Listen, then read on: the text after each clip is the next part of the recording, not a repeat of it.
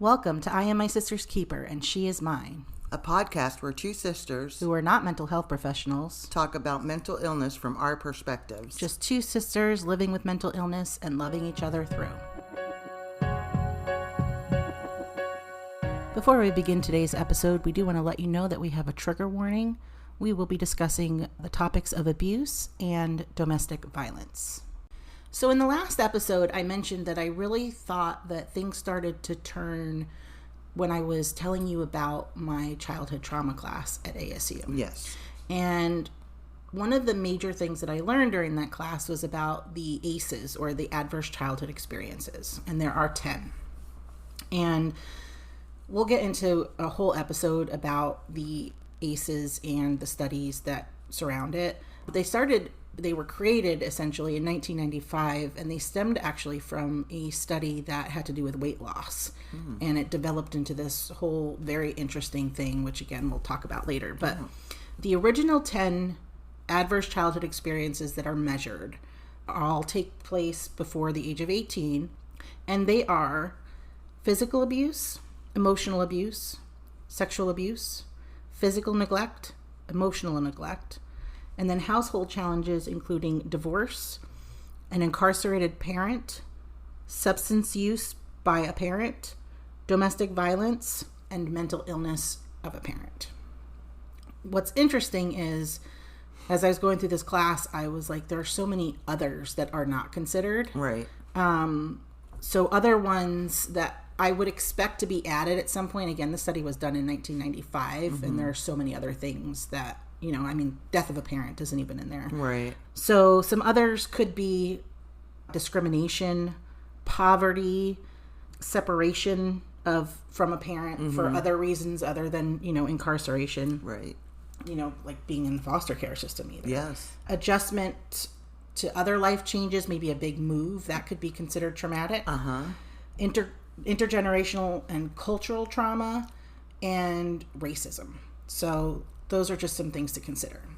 That to be said, you and I both have the same ACE score, which is 9. Right. So we have, the only thing that we didn't have was a parent that was incarcerated. Now, these studies have shown that the higher the ACE score, the higher likeliness of long-term effects, including not only mental illness or mental effects, but physical. Higher rates of cancer, higher rates of obesity, heart disease, liver disease, all of the things. Wow. So again, we'll get into that into another episode. My point is that you were not diagnosed with PTSD until after Mommy died. Right. About maybe 38 years old. Right. And you had told therapists in the past. I told therapists in the past all about my past trauma, and I don't know why no one put that together, but I wasn't diagnosed till later in life. Right. And so nobody bothered to tell you that because of your long-term trauma, that your brain actually was rewired, essentially. Right. But they didn't have a problem trying to diagnose you with ADHD. Nope. Which the symptoms of ADHD can be misdiagnosed. It can be PTSD that causes the same symptoms. Right. And nobody told you that either. Nope. You just learned that last year. Yeah. Not to say that you are not ADHD. We don't know. You've not been tested. Right. And there are many of the same symptoms. Yes. So there are a lot of people. When I was a kid, they tried to diagnose me as ADHD. I remember. And I knew. I said, I am not taking, because they tried to put me on medication. I know. And I told Mommy, I'm not going on this medication. Because when you have PTSD and have lived through trauma or are living in trauma, you can't focus. No. You can't. It's true. Because you are in constant survival mode. They put me in remedial reading when I was like 7 or 8 because I couldn't comprehend. I remember. Hi, I have genius level IQ. You do. You do. Like, that wasn't my problem. My problem was I was so busy thinking about all the things that were happening at home that I couldn't comprehend what I was reading. And you had a lot. Like, oh my God. We'll get into that on our next episode. Yeah. But I mean, there are differences. Like it's so interesting because we grew up in the same home, but particularly due to our age gap, it ended up very different for both of us. Right. So So we want to get into sharing some of our experience growing up so that we can then talk about how that is affected with the PTSD, complex PTSD, and how it has affected us in our lives with mental illness and physically. Okay. So mommy was, 17 when she had you? Yes. Was she already married to your father? I think she got married while she was pregnant with me, but I don't know that for a fact. That sounds about right. I don't know that. It might have been like a shotgun wedding. Yeah. Obviously, I wasn't born yet, so I don't, you have 9 years of experiences in life that I don't have. Right. On top of our experiences being different anyway. Right. So I want to hear a little bit about, what it was like growing up for you in those early years, before mommy met my father. Okay. Well, I mean, I hate to say this, but mommy had trauma from her childhood, so she wasn't always... Well, she was a child. She was a child raising a child. And she had drug addiction issues, and... So that's your first ace. That's my first ace, and I do remember waking up one time and she wasn't there, and I didn't know where she was. So how old were you when that happened? I think I was about 3 or 4 because Stacy was still tiny. But I do remember calling Fafa, which was our grandfather. Right. And I remember him coming over and yelling at mommy, just if you ever leave those kids again, yeah, da-da-da-da-da, you can't do that. You're a parent now, right, kind of thing. Now, so your father had already left at this point? Yes. Okay. And then I remember her dating this other guy. I think his name was also Jerry, which was my biological father's name. And I remember they used to fight like cats and dogs. She would chase him around the house, and just the verbal abuse alone was... And it was mutually abusive. It was mutually abusive, yeah. I don't believe there was any hitting, but I do know that the yelling was you just wanted to get away from it. Right. How old were you when she met Larry, my biological father? I was 6 or 7. Okay. So you guys stayed in Brooklyn for a couple of years, right? A few years. Then we moved to Kerhonkson, upstate New York. What was life like with Larry when you guys first met him? How did that? He was, a dream come true. Sure, because that's exactly. And I don't even remember when the abuse started. Let's see. It may have been when we moved upstate. After he alienated her from her family, because that's also what abusers do. Exactly. So she was on her own. She couldn't drive. Because she grew up in the city. Exactly. Yeah, I think that was when it started, when we moved upstate, because I don't remember... Let's go here first. I don't remember a lot about childhood, but I don't remember the abuse starting until we moved upstate. Okay.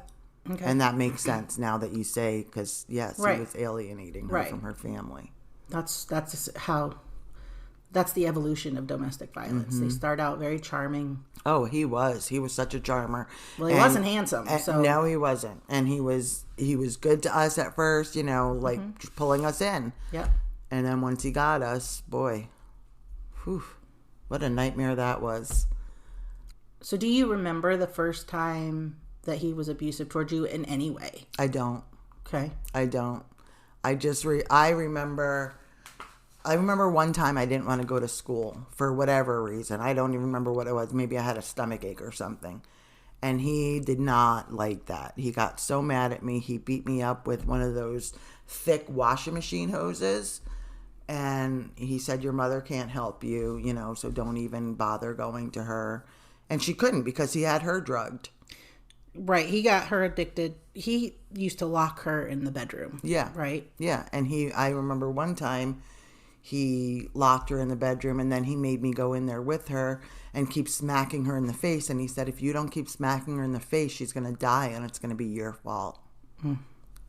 And he just kept saying that over and over. And I was like, oh my God. What? How do you say that to a child? Yeah, because you must have been, what? Probably 10? 9 or 10? Yeah, 9 or 10. Yeah. That's insane. It is insane. I'll never pretend to understand what was going through his mind or why he was the way he was. Didn't he once tell you something that you, he said something that you're like your mother or something? Yeah, he said, you're exactly like your mother, you're stupid, you're not lovable, something to that effect, and nobody's ever going to love you. Right. That's what he said. And And I believe it. Well, I mean, it took me 54 years to finally get a therapist, almost 54 years, to finally get a therapist and start using tools to rewire my brain, so to speak, to not believe all the bad stuff. Right. Because you were in your most... I was in my formative years. Exactly. And we learn what we see, you know, that and what we hear. So the physical abuse, that goes away. Like, right. I don't think, I mean, of course it contributed to my, my issues. Well, sure. But the verbal and mental, oh my God, that is like 1,000 times worse, because physical scars heal. Those right. mental scars, man, it takes... When you grew up believing the things that he told you. I did. So when you're hearing through your whole childhood life that you're stupid, you're weak, you're all of these things, because these are all of the things that you do believe now. I do. And it amazes me in a very bad way that nobody ever told that to you. I know. You know, that nobody ever said, this is why, and let's find the tools to mitigate it. Well, that's probably my fault too, because I did go to therapists and in the past, and when things got too heavy, I would quit, because it's like, I don't want to go there again. I lived it. I don't need to reopen all that shit up. Right. And that's the biggest thing, is that healing is hard as hell. And to even consider having to relive trauma. Now, part of the problem is that there are other ways to overcome trauma or heal from trauma than having to relive them. Right. So you didn't have the right therapists either. Right. And the other challenge is, and I don't know if this is a borderline thing or a growing up in a manipulative household thing or what, but I think you and I are both very similar in that we know exactly how to snow a therapist. Oh, yeah. And make them think that everything is fine. Definitely. And so, again, that could be the borderline. I don't know. I don't either. Or it's just that I am so scared to have to relive this that I'm going to do whatever I need to do to not relive it. Like, I'm fine. I'm right. over it. Right. So, and that's what I did for years. Like, I'm fine. Even though I knew I wasn't fine. Right. But, it's hard. It's really hard to open all that up. But you're right. There are ways to heal without having to deep dive into your trauma. Well, and the thing is that by not working through it in one way or another, we're living it every day. Every day. So by not finding tools or therapies or whatever that work, we actually are reliving the trauma every day. I know. Isn't and that... it's so hard for us to understand that if we can take the couple of years or the few months or whatever it takes to talk through it or whatever you need to do to get through it, then it can open up so many more years rather than being stuck in it. Stuck. Yes. And that's what it is. It's complete feeling of stuckness. Yeah. So by the time we met Dad, who is neither of our biological fathers, but he's our dad. He's our dad. I was 4, so you were what, like 12 or 13? 13. Okay, so you already were developed in your brain about you. You already had your beliefs about yourself. Yep. You already believed that you were stupid. Mm-hmm. You were already acting out, if you will. I was. Big time. School was not fun for you. No, it wasn't.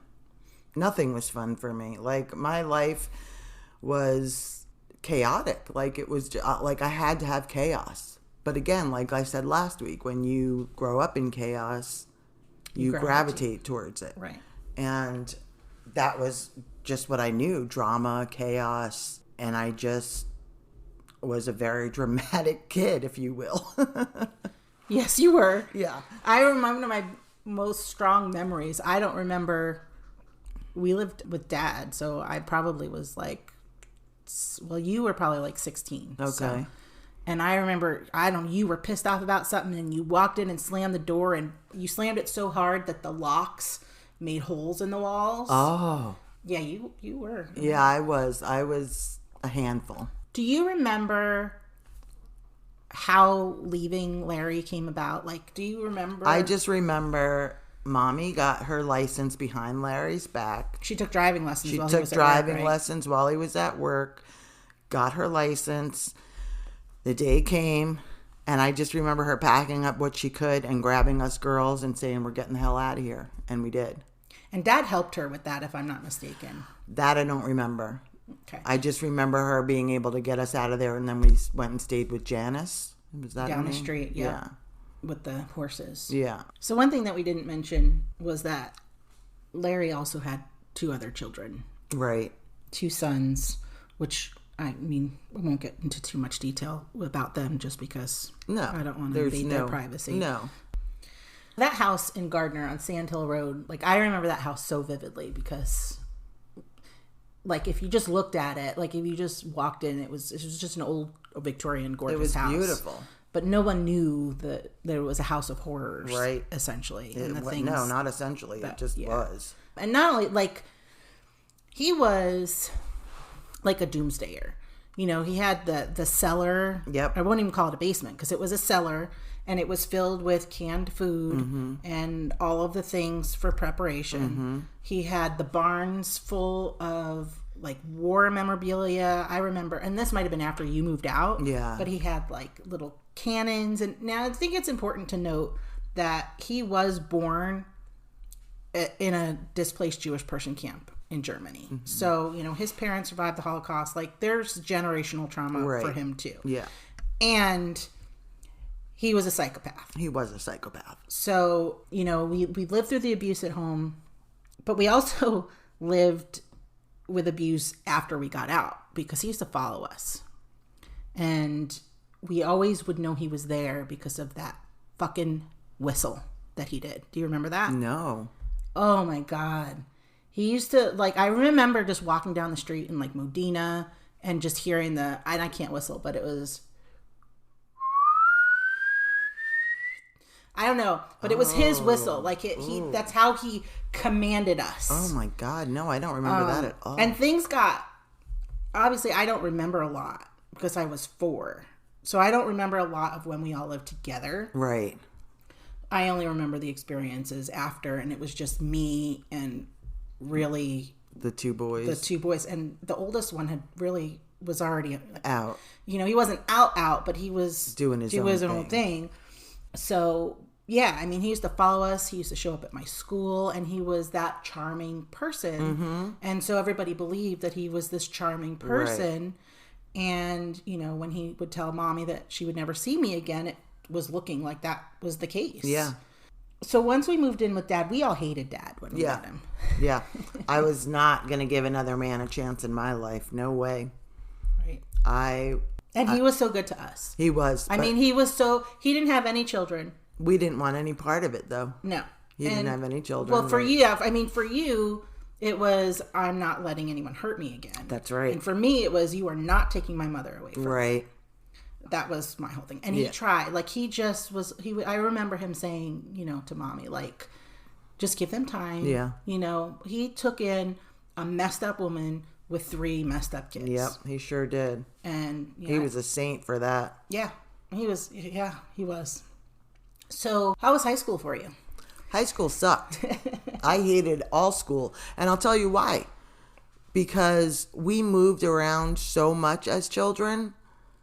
I had gone to so many different schools, and I was always the new kid. So I never had a chance to build relationships with people, friendships. Well, and you were the new kid who thought you were stupid. Right.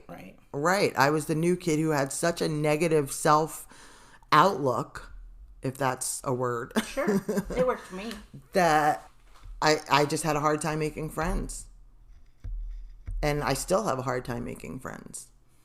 So how old were you when you started self-medicating? Oh, God, I was young. Because I started with marijuana, probably 12 or 13. Yeah. And I've been smoking pot pretty much Ever since. Not pretty much. Not pretty much, just ever since. But that's your escape. It's my escape.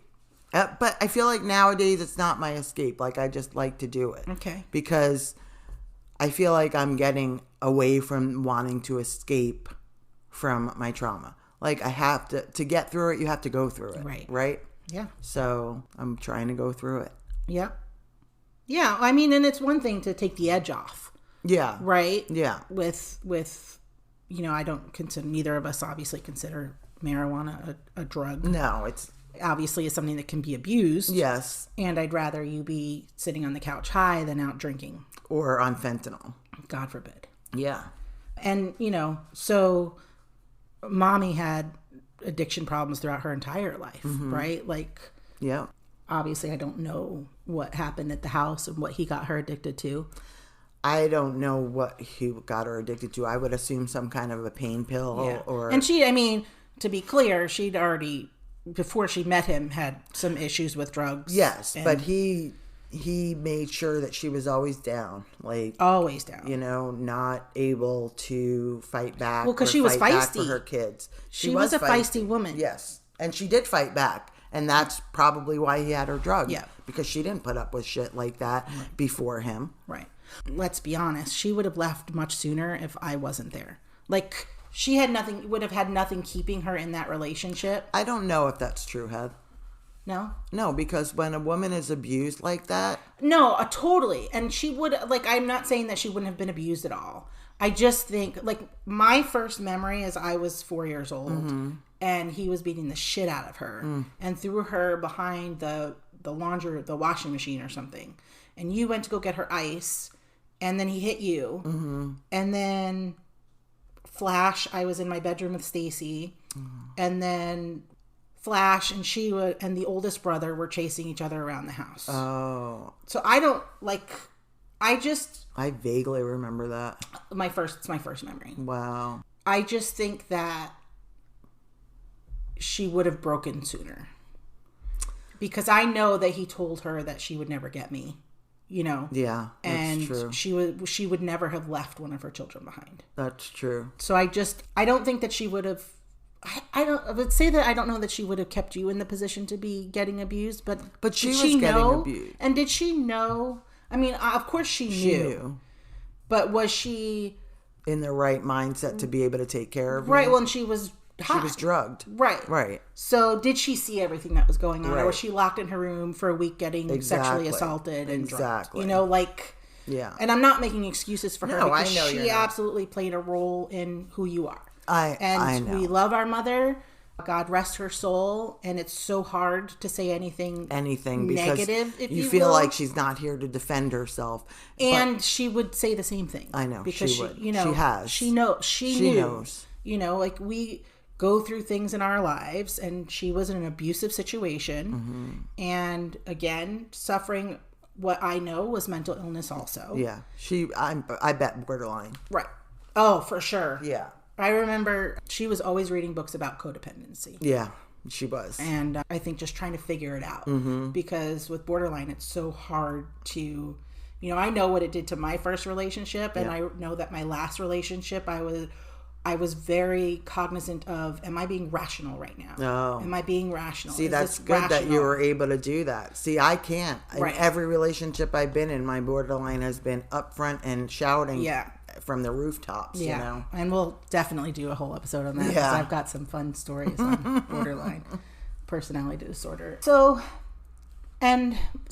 you were never in therapy were you not in therapy until the first time you tried to take your life? Yeah, that's right.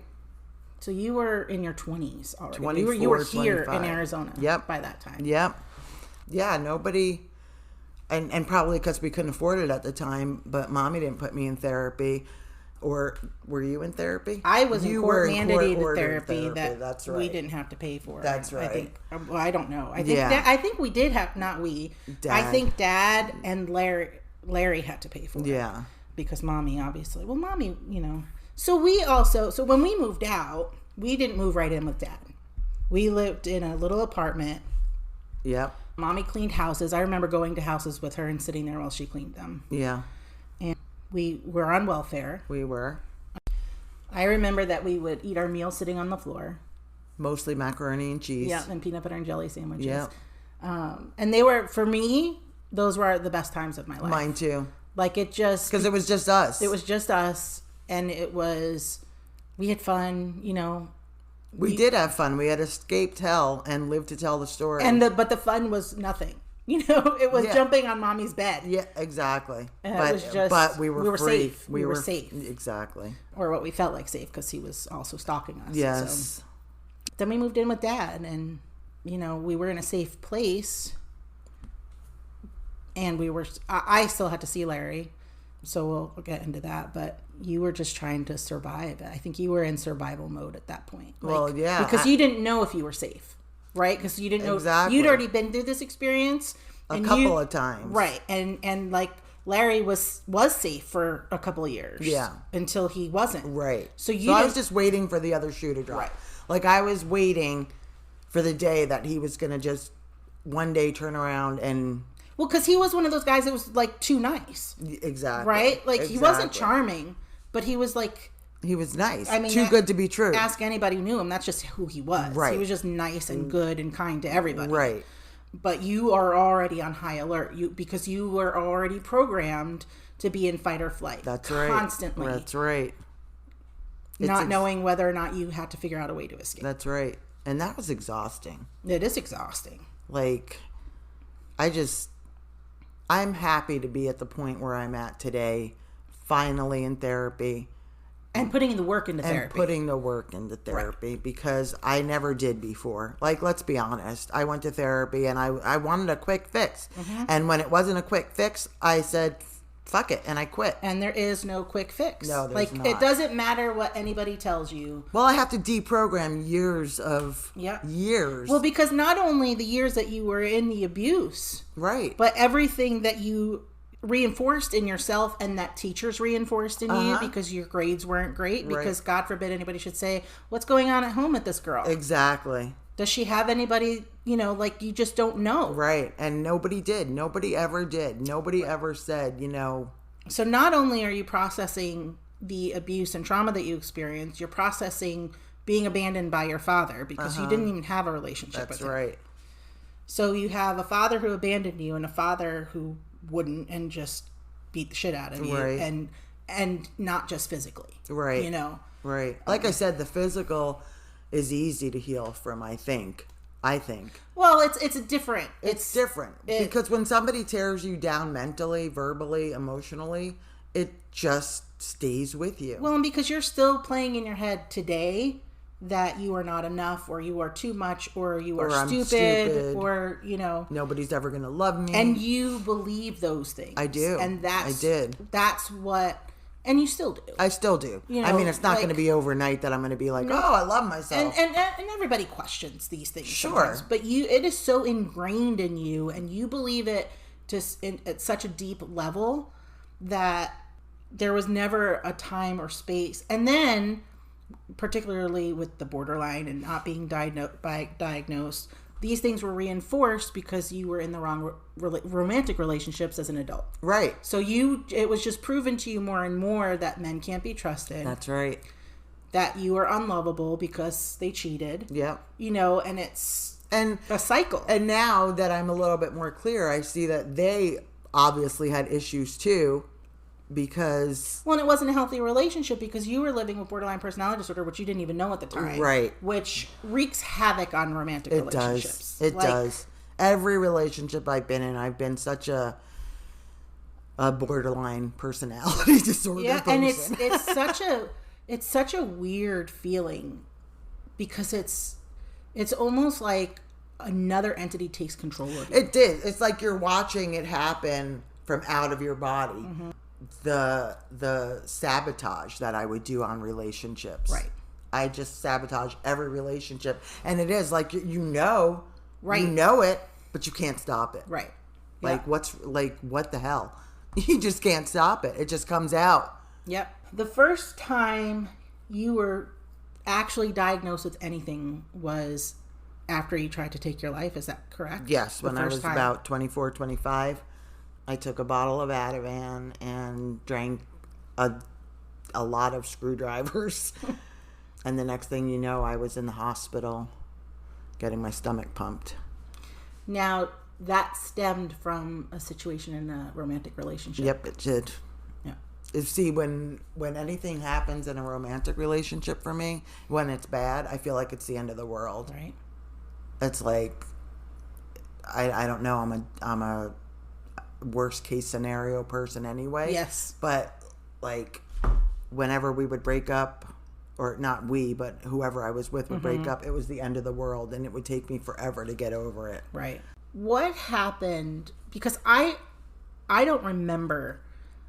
Because what was I? How old was I when you were? I was like 16 or 17 when I was diagnosed. Yeah. Oh. And so, and not that we weren't close, because I was living in Scottsdale with David at the time. Right. And because you were an adult and I was a kid, we didn't have that kind of relationship that we have now. Right. Or the kind of relationship that we had when we were kids. I was in my mid-20s. Right. And you were living your best life. Right. And I was the kid. Yeah. So what did that look like when they diagnosed you? Like, they decided that you had bipolar disorder? Yeah, and I was like, no way. I'm not crazy. Right. That's what stigma. I thought. Yeah. And so they put me on medication, but I didn't stay on it because I'm not crazy. Of course. And the stigma. Right. So I didn't stay on it. And I was good for a while because I was self-medicating with alcohol and weed. Right. So I was fine. Not fine, but... You were surviving. But you also were not in a relationship. I wasn't thriving, though. Right. I wasn't in a relationship. Right. But then the next relationship I got in, it was the same thing. Craziness. Because that's how I am when I'm in relationships. I get clingy, attached, and obsessed, possessed. It amazes me that they didn't diagnose you with borderline personality disorder considerably earlier than they did. Because that first relationship that ended in you trying to take your life was classic. Yeah. Yeah. Classic borderline personality disorder. I know. It took forever to diagnose me with the PTSD too. Well, yeah. I mean, that was just 10 years ago, 15 years ago. Yeah. Which that in of itself, when I mean, when they knew, I mean, obviously you had told them the things that you had experienced. Yeah. Right. Like, that's classic PTSD. Yeah. I think a lot of times, and no offense, but they just like to pump you with drugs to numb all of the symptoms. Not even particularly with bipolar disorder, because it's mental health disorder. I mean, the first few antidepressants they put me on, I was suicidal. Right. So it took, I mean, just in the last few years, a combination that is working for you. Yeah. Yeah. Because God, I've probably taken everything. I've taken a lot of mood stabilizers, antidepressants, anti-anxiety, all kinds of things. Yeah. And finally, I take a lot of medication now, but I'm on a combination that works for me. And you've been steady, because that is a big thing that people with mental illness, I've never been good at taking medication. Yeah. Well, the only reason I stay on it is because I know that my family will disown me if I don't. Well, because I told you. I straight up told That's what you. I mean. Yeah. We had an incident, and it was bad. Yeah, it was. It was bad. And I don't even remember it. You remember I remember it clearly. I was in a very bad state at that time. You were in a very bad state. You went on a rampage, and you laid your hands on me. And I don't even remember that. And I almost killed you. I know. I don't remember that at all. Yeah. It was at Stacy's house. It was after I broke up with another boyfriend. And not an excuse. No, totally not an excuse. I'm just trying to say, that's how I get when I break up with a boyfriend. Everything is the end of the world. Well, and you also tended to have the mindset that people were out to get you or were your enemy. Yes. I did. And I was going to love you no matter what. I know. And I had to protect myself. You did. Not physically, because I wasn't scared of you. Right. But because I am a highly sensitive person. You are. I was taking all of your stuff on. I know. And it infuriated me that you were not willing to try. Right. And so I was so angry with you that I don't remember, but clearly I gave you an ultimatum. You did. Yeah. You told me if I didn't stay on my medication, we were done. Like, my family would disown me, basically. I was only speaking for myself. Yeah. No one else would have. Well, I don't know. Well, you don't know because I was not in a good place. Well, right. And I don't know that you would have treated anyone else the way you treated me, because we hurt the people we love, right? Like, right. Because you expect that people that love you are going to be there no matter what. Right. So we tend to abuse people that we love the most. Yeah. Just because it's safe to. Right. And I don't mean abuse it's just we treat the people we love the most the worst. The worst sometimes. Because we just know that they're going to be there. Right. And we take that for granted. Right. So I guess you went and got some new medication and... Well, I mean, I got new medication, but it wasn't the right combination. No, it wasn't. Yeah, it was not an instant fix. It took years. It took years to get on the right medication. I remember being zombified, like I was a total zombie. Which is very common with mental health medications. And finally, let's see, in the last, I want to say 12 years maybe. Because it took a couple of years after Mommy died to get it. Yeah. I mean, obviously you were in a very deep depression after Mommy died. I was. With or without medication. Yeah. But yeah, it took me a long time to get the right combination of meds. But now I am, and I haven't stopped taking them. So that's also evidence that meds alone don't fix you, because that manages you. It does. It sometimes for some people keeps them alive. Right. But it doesn't fix you, because you've been in severe depressive states multiple times since you've been on the right medication. Right. And, and at times, you something shifted because you had lost or gained weight. And I'm like, right. Well, did they change your medication? And nobody bothered to change your medication based on your weight. Right. So it's like, you have to advocate for yourself. Yeah. In any physical or mental health. I remember that one time after I lost weight the last time, and I kept asking them, is my medication making me more tired because I'm on too much of it now? Because you didn't adjust for my weight loss. And it took me 3 years to finally get someone to listen to me and say, oh, yeah, that could totally be it. Right. And it was it. Right. Well, and there's that catch-22 too, because it's like when you're on those meds that make you feel like a zombie, it makes you more depressed. It does. Because you have no energy to do anything. Nothing. And you don't have any spark. Exactly. It dulls your shine. Yeah.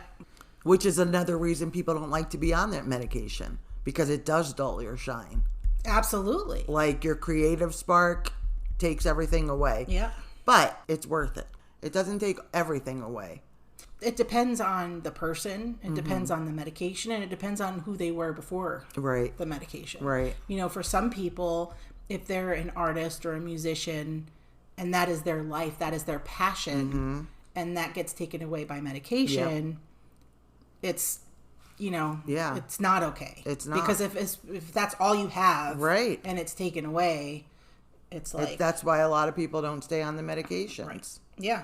So that is Randi's very condensed childhood story. Next episode, we'll go into mine, and then we're going to talk about why I believe that we ended up in such different places. Okay. So we really need people to understand what we experienced first. Right. And this is not, this is not for anyone to compare their stories, because anyone else's trauma is their trauma. Yeah, it's not a competition. No matter how big or small. Right. So this is just a baseline of where we started and where we're headed.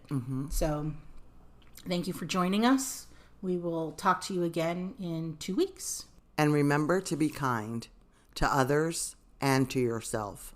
Love our podcast? Don't forget to follow us on social media. You can find us at My Sister's Keeper Mental Health on Instagram and on Facebook. Also, please remember that we are not licensed mental health professionals, and if you are in crisis, please dial or text 988.